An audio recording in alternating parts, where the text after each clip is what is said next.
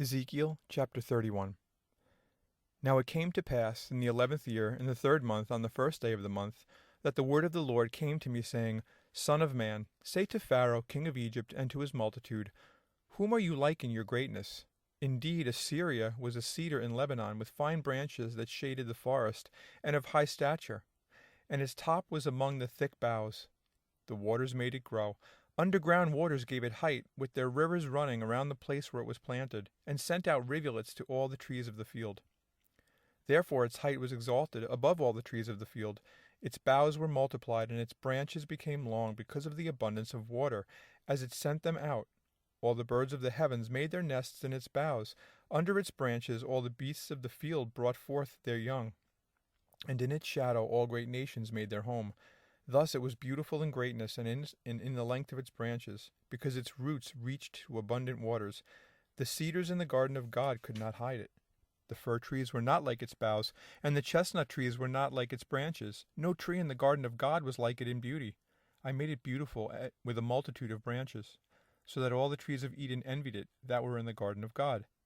Therefore thus says the Lord God, because you have increased in height, and it set its top among the thick boughs, and its heart was lifted up in its height, therefore I will deliver it into the hand of the mighty one of the nations, and he shall surely deal with it.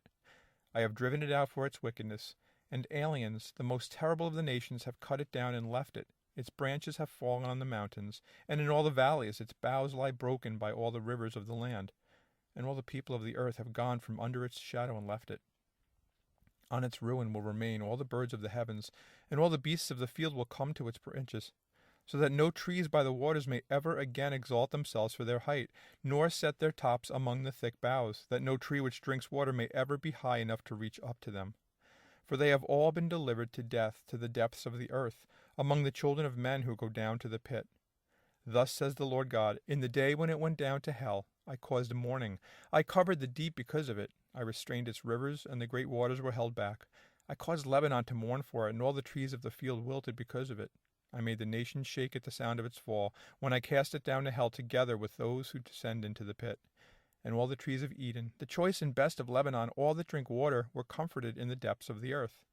They also went down to hell with it, with those slain by the sword, and those who were its strong arm dwelt in its shadows among the nations. To which of the trees in Eden will you then be likened in glory and greatness?